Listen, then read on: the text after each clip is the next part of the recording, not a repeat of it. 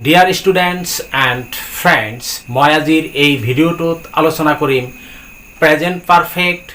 Past perfect আৰু future perfect টেন্সৰ চেণ্টেন্সবিলাক আমি কেনেকৈ চিনাক্ত কৰিম,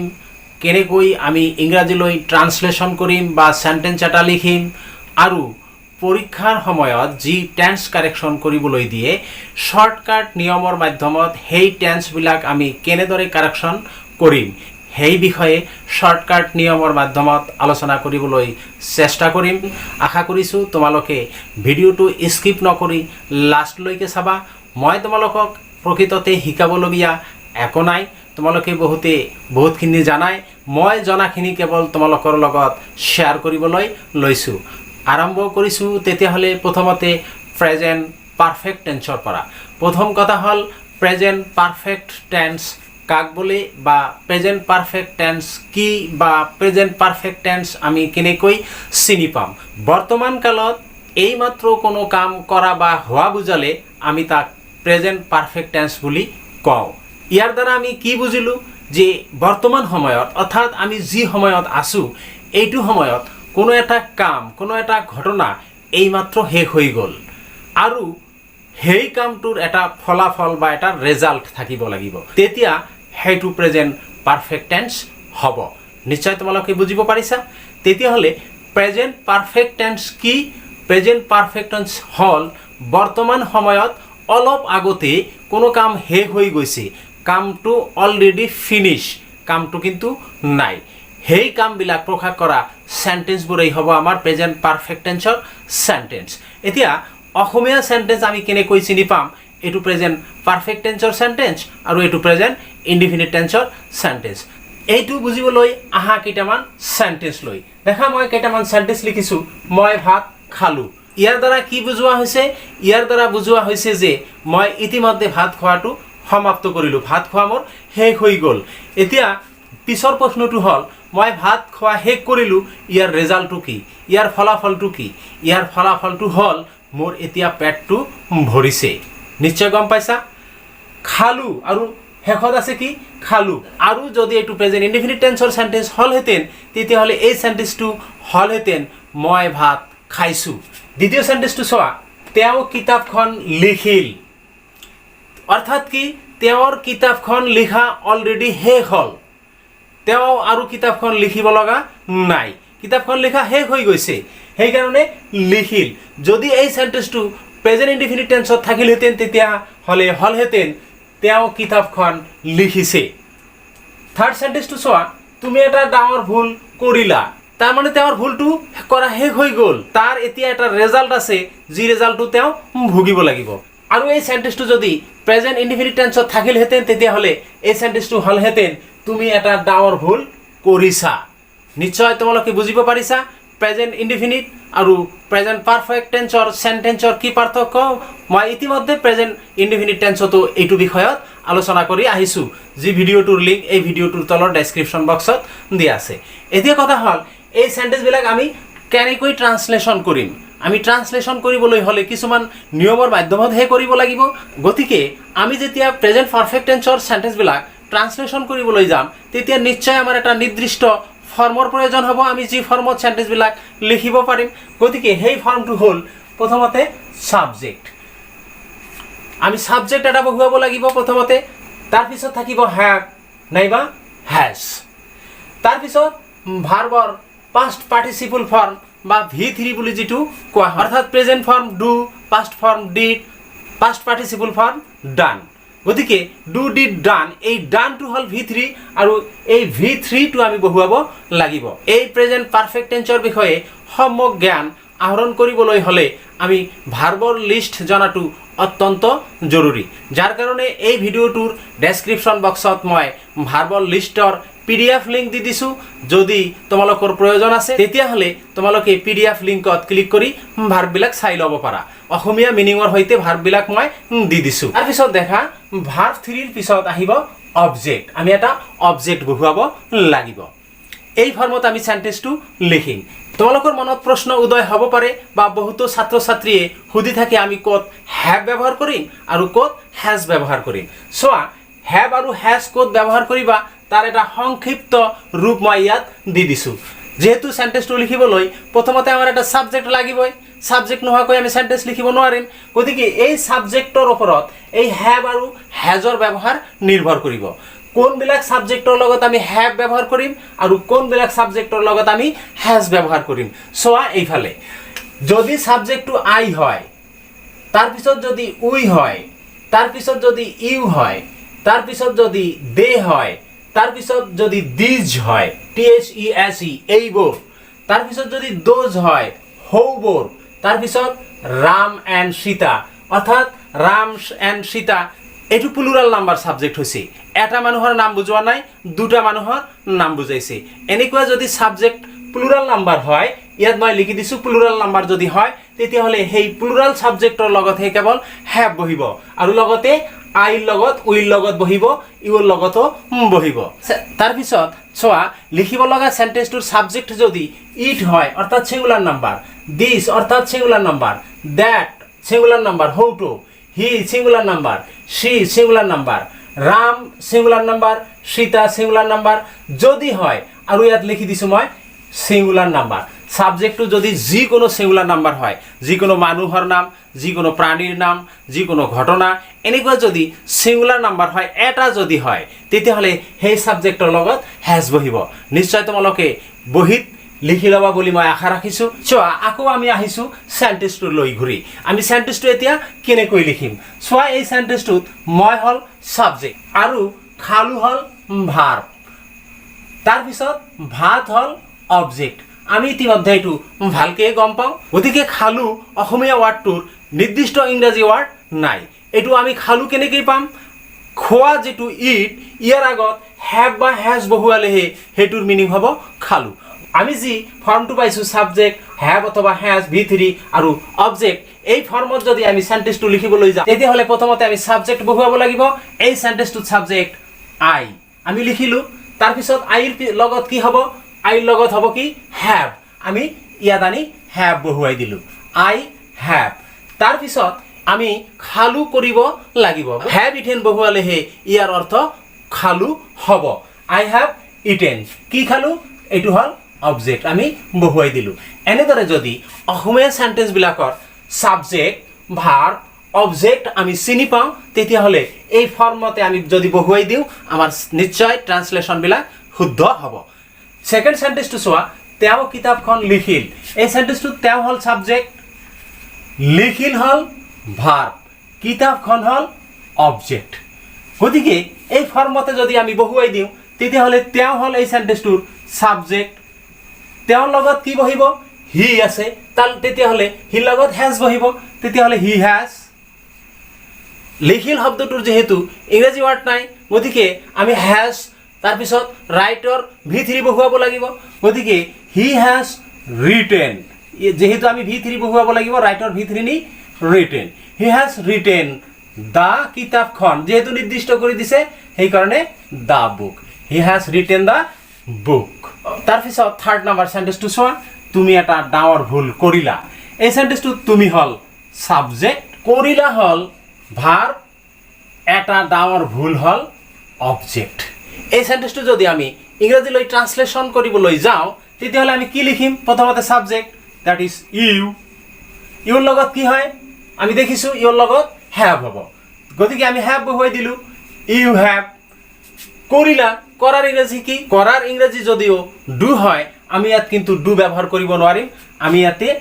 মেক ভাৰ্বৰ V3 মেড ব্যৱহাৰ কৰিব লাগিব ইউ হ্যাভ মেড তুমি কৰিলা এ গ্ৰেট মিস্টেক ভুল তুমি এটা ডাঙৰ ভুল কৰিলা আশা কৰো তোমালোকে বুজিব পাৰিছা কেনেকৈ অসমীয়া সেন্টেন্স বিলাক ইংৰাজীলৈ আমি লিখিব লাগে এতিয়া আহা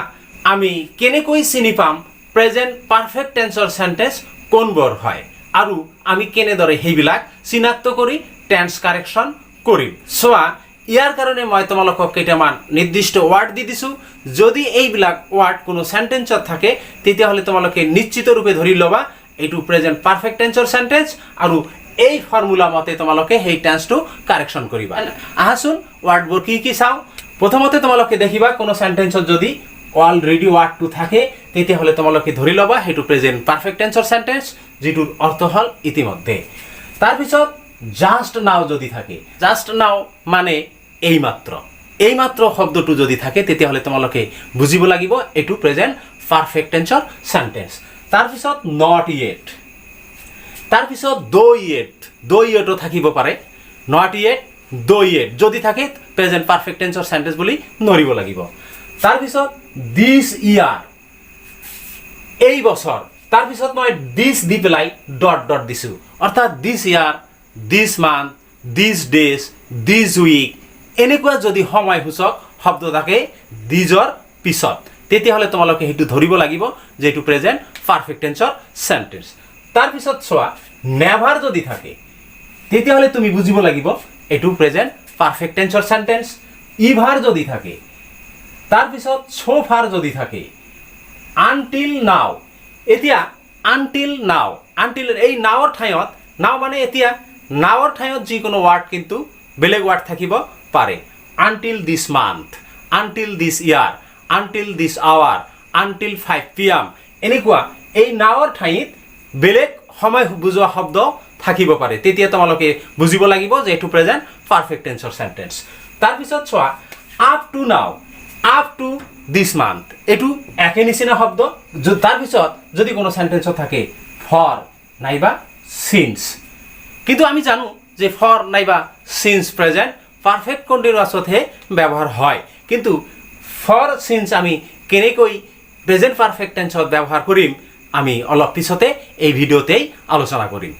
গতিকে এইবিলাক ওয়াৰ্ড যদি কোনো সেন্টেন্সত থাকে তোমালোকে সেই সেন্টেন্সবিলাক চিনাক্ত কৰিবা প্ৰেজেন্ট পাৰফেক্ট টেন্সৰ সেন্টেন্স বুলি। এতিয়া আহাচোন আমি কাৰেকশন কেনেকৈ কৰিম চাওঁ অলপ। প্ৰথম সেন্টেন্সটো হ'ল হি ৰাইট ব্ৰেকেটত দিয়া আছে এ লট অফ শর্ট স্টোরিজ, তেওঁ বহুত সংখ্যক চুটি গল্প লিখিছে বা লিখিল। এই সেন্টেন্সটো আমি প্রেজেন্ট পারফেক্ট টেন্সত ইউজ কৰিব লাগিব, কিন্তু কথা হ'ল আমি কেনেকৈ চিনি পালো এইটো প্রেজেন্ট পারফেক্ট টেন্সৰ সেন্টেন্স। চোৱা তেওঁ যেহেতু লিখিছে শৰ্ট স্টোৰি, গতিকে শৰ্ট স্টোৰিবিলাক এতিয়া আছে, জমা আছে, তেওঁ দেখুৱাব পাৰিব। গতিকে লিখাৰ ৰেজাল্টটো হ'ল শৰ্ট স্টোৰিবিলাক থকাটো,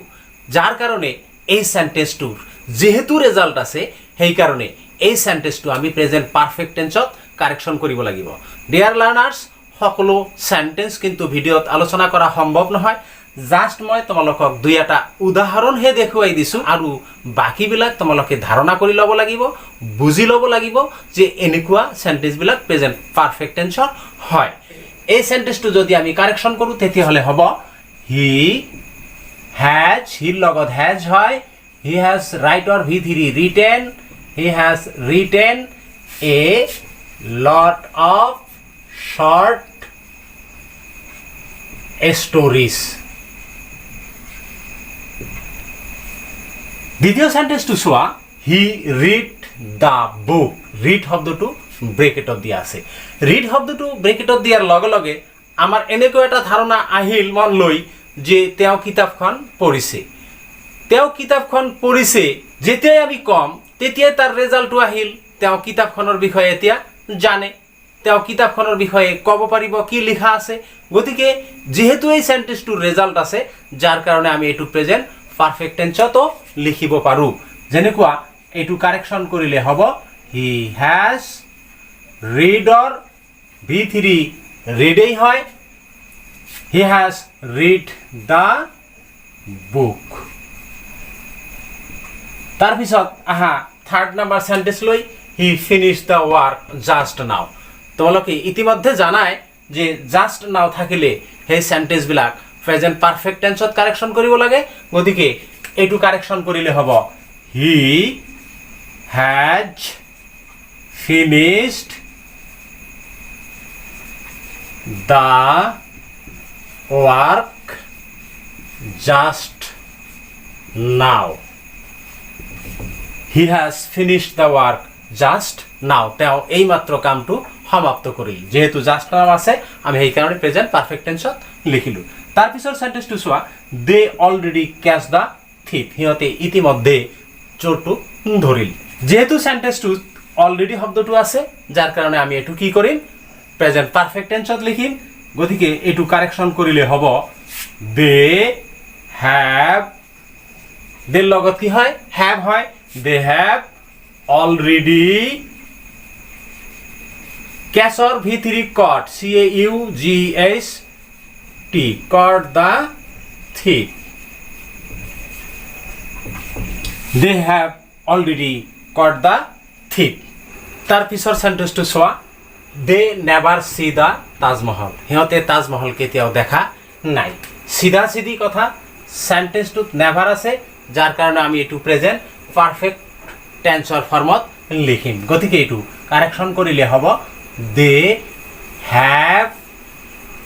নেভার সিন দা তাজমহল দ্বিতীয় সেন্টেন্সটো চোৱা have you ever be to Delhi দেখা তোমালোকে ইভার শব্দটো যেহেতু সেন্টেন্সটোত আছে আমি প্রেজেন্ট পারফেক্ট টেন্সত এটু কারেকশন করিম কিন্তু বি ভার্ব দিয়া আছে বি শব্দটো দিয়া আছে আমি এটু কেনেকৈ লিখিম এটু কথা স্পষ্ট তোমালোকে জানাই বি ওয়াজ বিন হয় গতিকে এটু আমি বিন বনাই দিলেই সেন্টেন্সটো কারেক্ট হৈ যাব গতিকে have you ever been to Delhi তুমি কেতিয়াবা দিল্লীলৈ গৈছানে তাৰ পিছৰ সেন্টেন্সটো চোৱা my father not come yet সেন্টেন্সটোত ইয়েট আছে গতিকে আমি এটু প্ৰেজেন্ট পাৰফেক্ট টেন্সত লিখিম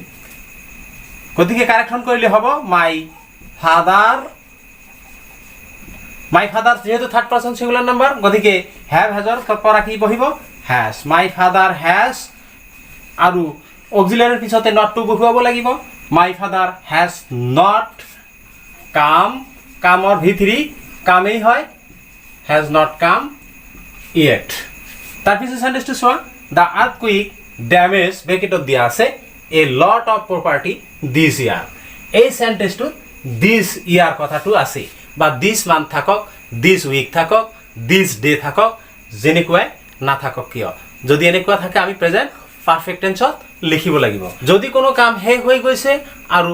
শেষ হোৱা কামটোৰ সময়টো এতিয়ালৈকে চলি আছে তেতিয়া আমি সেই সেন্টেন্সবিলাক প্ৰেজেন্ট পাৰফেক্ট টেন্সত লিখিব লাগে যেনেকুৱা এই সেন্টেন্সটো এটু কাৰেকশন কৰিলে হ'ব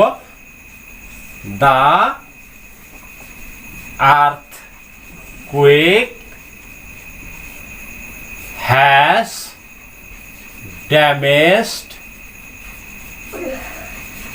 a lot of property this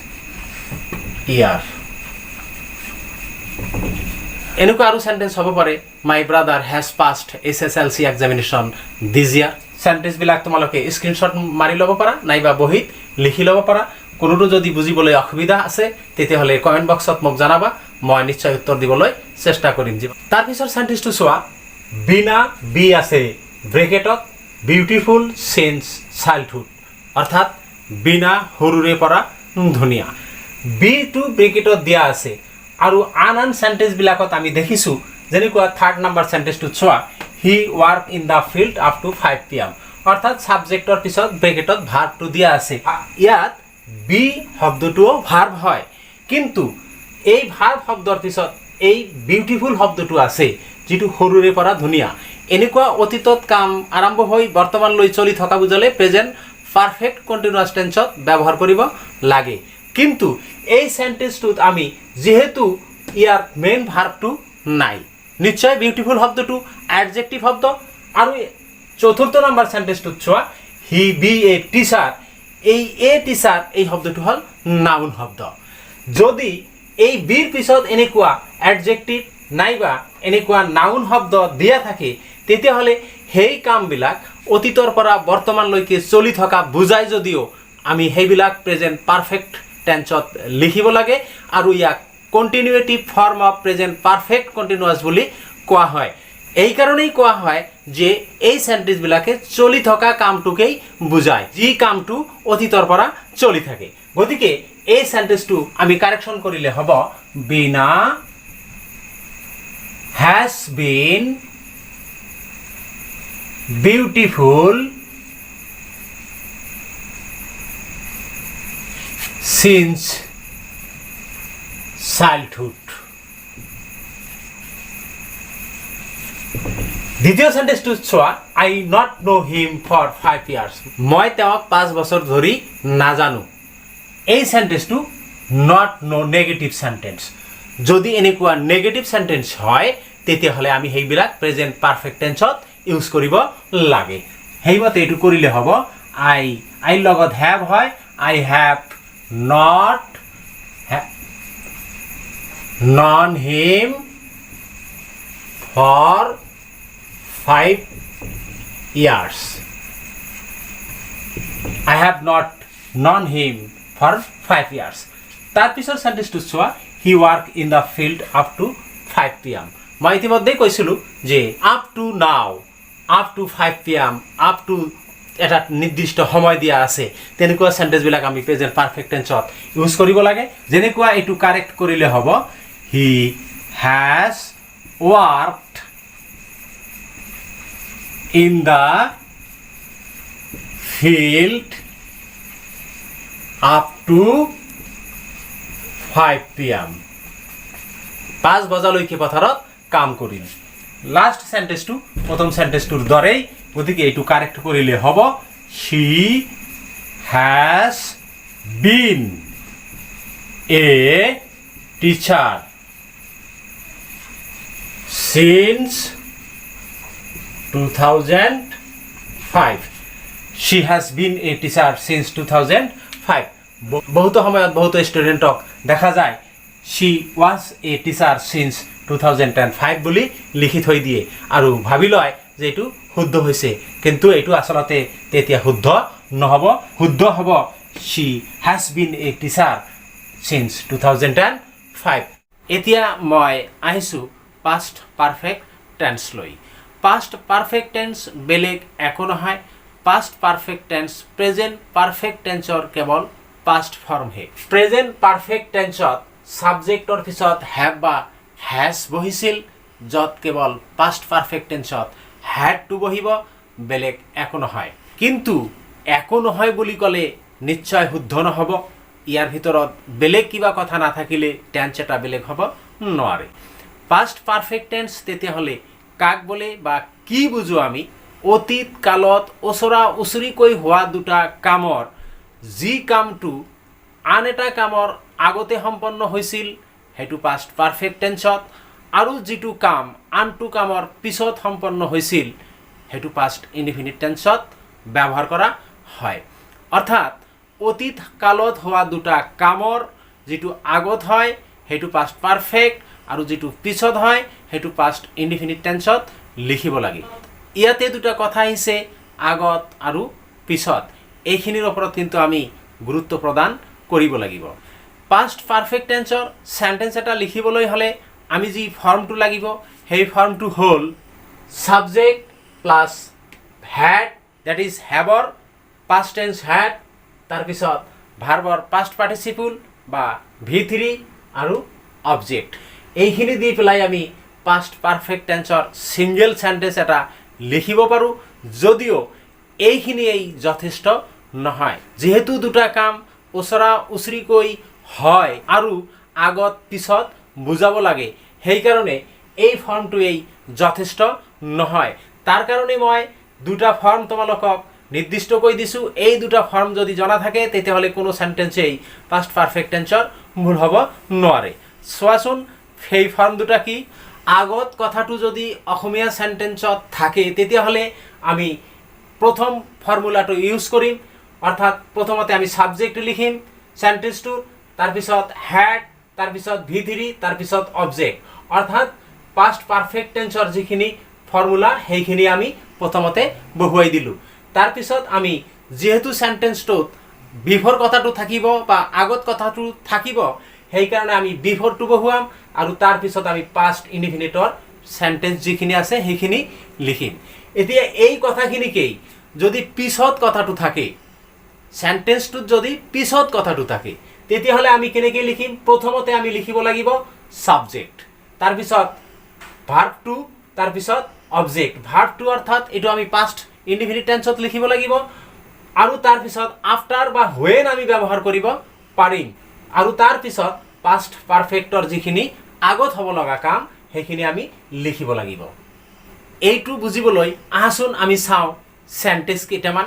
প্ৰথমত চোৱা মই কামটো শেষ কৰিছিলোঁ মই কামটো কেতিয়াবা শেষ কৰিছিলোঁ এইটো সিঙ্গেল সেন্টেন্স হিচাপে মই জাস্ট দেখুৱাই দিছোঁ এইটোৰ পৰা পৰীক্ষাত ইমান টেন্স কাৰেকশ্যন নিদিয়ে এই সেন্টেন্সটোত সাবজেক্ট হল মই শেষ কৰিছিলোঁ এইটো হল ভাৰ্ব কামটো হল অবজেক্ট গতিকে এই ফৰ্ম মতে যদি আমি সেন্টেন্সটো লিখো তেতিয়াহ'লে আই সাবজেক্ট তাৰপিছত আমি কি ব্যৱহাৰ কৰিব লাগিব হ্যাড আই হ্যাড শেষ কৰিছিলোঁ ফিনিশড তাৰপিছত কাম to the work I had finished the work মই কামটো শেষ কৰিছিলোঁ তাৰপিছত দ্বিতীয় সেন্টেন্সটো লৈ অহা দেউতা অহাৰ আগতেই মই ঘৰ পাইছিলোঁ এই সেন্টেন্সটোত দুটা অংশ আছে এটা অংশ হল দেউতা অহা আনটো অংশ হল মই ঘৰ পোৱা দুটা অংশ নিশ্চয় আছে আৰু মাজতে আগতে কথাটো আছে এতিয়া এই দুটা অংশৰ বিফৰৰ আগত এটা অংশ বিফৰৰ পিছত এটা অংশ এতিয়া এই অংশ দুটাৰ প্ৰথম অংশখিনিৰ সাবজেক্ট হল দেউতা অহাটো হল ভাৰ্ব তাৰপিছত আগত বিফৰ বহিব দ্বিতীয় অংশটোৰ মই হল সাবজেক্ট পাইছিলোঁ দ্যাট ইজ উপস্থিত হৈছিলোঁ এইখিনি হল ভাৰ্ব আৰু ঘৰটো হল অবজেক্ট এইখিনি আমি চিনাক্ত কৰি ললো চিনাক্ত কৰাৰ পিছত আমি যেতিয়া সেন্টেন্সটো লিখিম তেতিয়া পাষ্ট পাৰফেক্টৰ যিখিনি অৰ্থাৎ যিখিনি কাম আগত হৈছে সেইখিনি আমি আগত লিখিব লাগিব এইখিনিৰ সাবজেক্ট আইৰ লগত আমি হ্যাড ব্যৱহাৰ কৰিম আই হ্যাড উপস্থিত হৈছিলোঁ বা ঘৰ পাইছিলোঁ ইংৰাজীত কোৱা হ'ব ৰিচ যাৰ V3 reached I had reached home মই ঘৰ পাইছিলোঁ তাৰপিছত এই আগত কথাটো বিফৰ কথাটো বহাই দিয়া বিফৰ দেউতা অহা এটো আমি পাস্ট টেন্সত ইউজ কৰিব লাগিল সাবজেক্ট V2 অবজেক্ট আমি যদি সেন্টেন্সটোত অবজেক্ট নিলিখো তথাপিও চলিব বিফৰ মাই ফাদাৰ ক্যাম এতিয়া যেহেতু সেন্টেন্সটোত হোম শব্দ এবাৰ আছেই সেই কাৰণে ক্যাম হোম আকৌ লিখাৰ কোনো প্ৰয়োজন নাই গতিকে দেউতা অহাৰ আগতেই মই ঘৰ পাইছিলোঁ সেন্টেন্সটোৰ ইংৰাজী হ'ব I had reached home before my father came পিছৰখিনি আমি পাস্ট টেন্সত লিখিলোঁ তৃতীয় সেন্টেন্সটো নীলিমাই দুৱাৰখন বন্ধ কৰাৰ পিছত মই ওলাই গৈছিলোঁ এই সেন্টেন্সটোত নীলিমাই দুৱাৰ বন্ধ কৰা আৰু মই ওলাই যোৱা এই দুটা কাম হৈছে দুটাৰ কোনটো আগত হৈছে নিশ্চয় নীলিমাই দুৱাৰখন বন্ধ কৰাৰ পিছত তাৰ মানে নীলিমাই দুৱাৰখন আগত বন্ধ কৰিছিল তাৰ পিছত মই ওলাই গৈছিলোঁ এতিয়া আমি যেহেতু সেন্টেন্সটোত এই পিছত শব্দটো আছে এই পিছত শব্দটো থকাৰ কাৰণে আমি এই সেকেন্ড ফৰ্মত সেন্টেন্সটো লিখিম সেকেন্ড ফৰ্মত আমি যেতিয়া লিখিম তেতিয়া পাস্ট টেন্সৰখিনি আগত লিখিব লাগিব এই ইয়াত পাস্ট টেন্সৰ কোনখিনি হ'ব মই ওলাই গৈছিলোঁ এইখিনি পাস্ট টেন্সত লিখিম আমি গতিকে এইখিনিৰ সাবজেক্ট মই হল সাবজেক্ট গৈছিলোঁ ভাৰ্ব ওলাই গৈছিলোঁ ভাৰ্ব আৰু প্ৰথমখিনিৰ সাবজেক্ট নীলিমা বন্ধ কৰা ভাৰ্ব দুৱাৰখন অবজেক্ট আমি যদি এনেকে বাছি উলিয়াই লওঁ তেতিয়াহ'লে আমাৰ সেন্টেন্স লিখা অতি সহজ হৈ পৰে এতিয়া এইটো যদি আমি ট্ৰান্সলেশন কৰিবলৈ যাওঁ তেতিয়া প্ৰথমখিনি আমি আগত লিখিম তেতিয়াহ'লে আই গৈছিলোঁ ওয়েন্ট আই ওয়েন্ট আউট বাহিৰলৈ ওলাই গৈছিলোঁ কেতিয়া after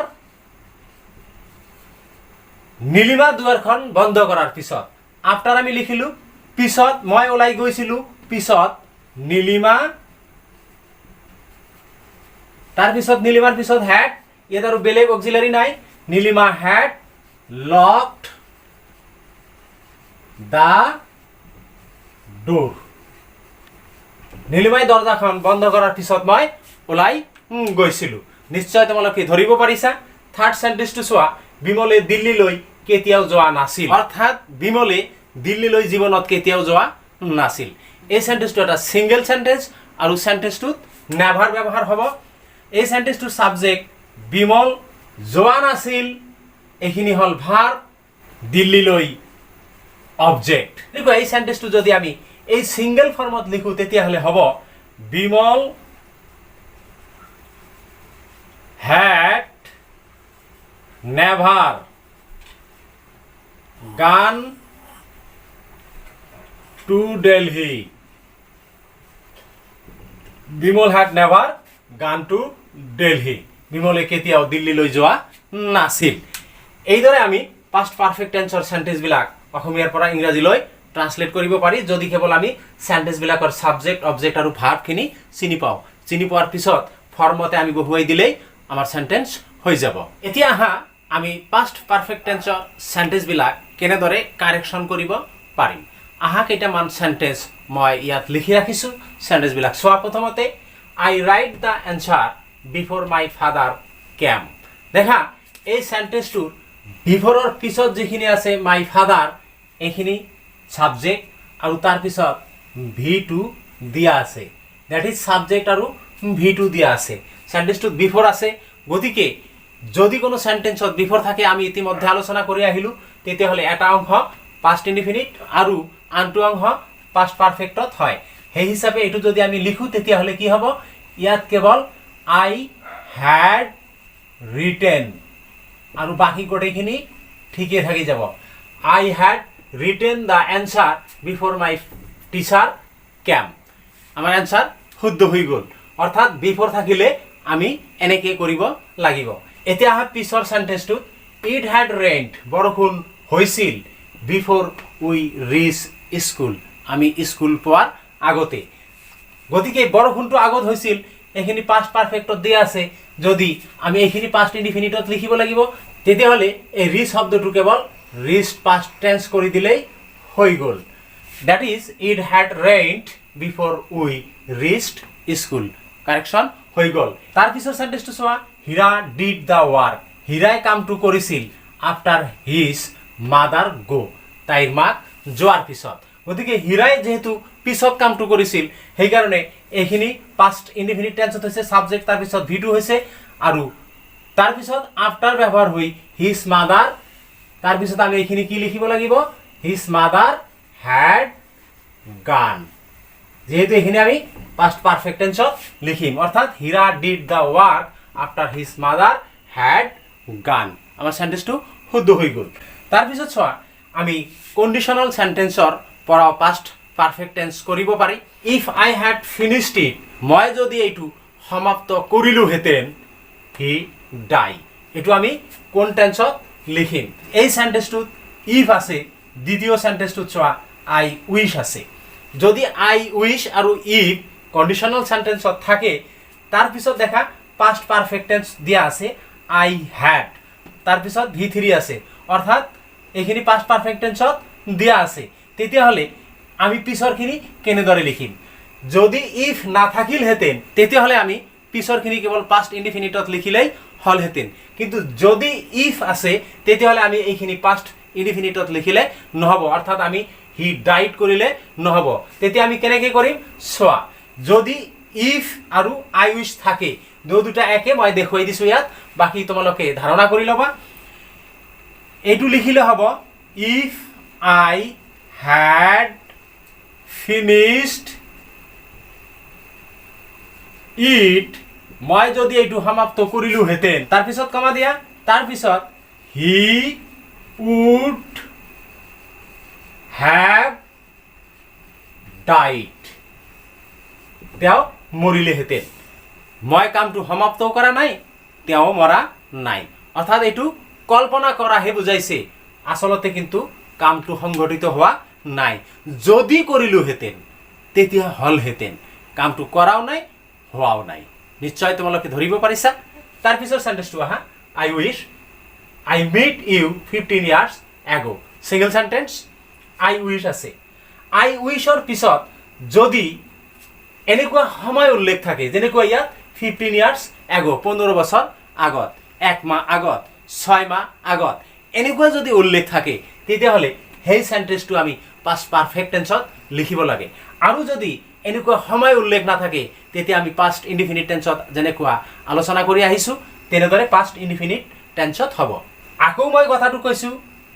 I wish I meet you 15 years ago ইয়াত 15 years ago উল্লেখ আছে আৰু সেন্টেন্সটোত I wish আছে যদি I wish থকাৰ পিছত এনেকুৱা সময় উল্লেখ থাকে যেনেকুৱা 15 years 5 years 10 years 2 months a week এনেকুৱা যদি থাকে তেতিয়াহ'লে সেন্টেন্সটো পাষ্ট পাৰফেক্ট টেন্সত লিখিব লাগিব আৰু যদি সময়টো উল্লেখ নাথাকে তেতিয়াহ'লে I wish থকাৰ পিছতো সেন্টেন্সটো পাষ্ট ইনডিফিনিট টেন্সত লিখিব লাগিব নিশ্চয় ক্লিয়াৰ হৈছে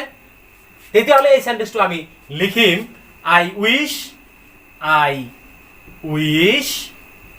I had met you 15 years ago তাৰ পিছৰ সেন্টেন্সটো চোৱা if he do the work he would have arrested যদি তেওঁ কামটো কৰিলহেঁতেন he would have arrested তেওঁ arrest হলহেঁতেন কামটো কৰাও নাই arrest হোৱাও নাই অৰ্থাৎ সেন্টেন্সটো if আছে if যুক্ত সেন্টেন্স গতিকে এটো কি বুজাইছে কল্পনা কৰা বুজাইছে অনুমান বুজাইছে যেহেতু সেন্টেন্সটো if আছে আৰু পিছৰখিনি would have তাৰ পিছত v3 আছে হে প্ৰথমখিনি আমি পাষ্ট পাৰফেক্ট টেন্সত লিখিব লাগিব তেতিয়াহ'লে আমি কি লিখিম এই ডু ঠাইত had done লিখিলে আমাৰ হৈ গল if he had done the work he would have arrested এইখিনি নিয়ম জনা থাকিলেই আমাৰ মোটামুটি আমি টেন্স কাৰেকশন কৰিব পাৰিম এতিয়া আহিছো মই ফিউচাৰ পাৰফেক্ট টেন্স লৈ ফিউচাৰ পাৰফেক্ট টেন্স কাক বলে বা কি হেতু জানিবলৈ আহা কেইটামান সেন্টেন্স আমি চাই লওঁ তাৰ পিছত ফিউচাৰ পাৰফেক্ট টেন্সত কেনেদৰে টেন্স কাৰেকশন কৰিব পাৰি আমি সেই বিষয়ে আলোচনা কৰিম সোৱা এই সেন্টেন্সটো মই 5 বজাত ঘৰলৈ যাম অৰ্থাৎ ভৱিষ্যতে নিৰ্দিষ্ট সময়ত তেওঁ ঘৰলৈ যাব দ্যাট ইজ নিৰ্দিষ্ট সময়টো হল 5 বজা দ্বিতীয় সেন্টেন্সটো তাই 9 বজাৰ আগতে স্কুল পাবগৈ অৰ্থাৎ নিৰ্দিষ্ট সময় দিয়া আছে 9 বজা আৰু 9 বজাৰ আগতে অৰ্থাৎ নিৰ্দিষ্ট সময়ৰ আগতেই তাই স্কুল পাবগৈ থাৰ্ড সেন্টেন্সটো চোৱা ৰিয়া মাক অহাৰ আগলৈকে পৰি থাকিব ৰিয়াৰ মাক অহাৰ আগলৈকে ৰিয়া পৰি থাকিব তাৰ পিছত হয়তো নপৰিব পাৰে এই তিনিটা সেন্টেন্সে কি বুজাইছে কোনো এটা কাম নিৰ্দিষ্ট সময়ত হৈছে আৰু দ্বিতীয় সেন্টেন্সটো নিৰ্দিষ্ট সময়ৰ আগতেই হৈছে তৃতীয় সেন্টেন্সটো কোনো এটা কাম হোৱাৰ আগতেই আন এটা কাম সম্পন্ন হ'ব বুজাইছে এনেদৰে ভৱিষ্যৎ কালত নিৰ্দিষ্ট সময়ত কোনো কাম কৰা হ'ব নাইবা নিৰ্দিষ্ট সময়ৰ আগতেই কোনো কাম কৰা হ'ব নাইবা এটা কাম হোৱাৰ আগতেই আন এটা কাম সম্পন্ন কৰা হ'ব যদি এনে বুজায় তেতিয়াহ'লে তাক ফিউচাৰ পাৰফেক্ট টেন্স বুলি কোৱা হয় ফিউচাৰ পাৰফেক্ট টেন্সৰ সেন্টেন্স এটা লিখিবলৈ হ'লে যিটো ফৰ্মৰ প্ৰয়োজন সেই ফৰ্মটো হ'ল সাবজেক্ট তাৰ পিছত শ্যাল উইল তাৰ পিছত হ্যাভ তাৰ পিছত v3 আৰু তাৰ পিছত অবজেক্ট শ্যাল কাৰ লগত বহুৱাবা আইৰ লগত কেৱল শ্যাল বহুৱাবা আৰু বাকি সকলো সাবজেক্টৰ লগতেই তোমালোকে উইল বহুৱাবা আৰু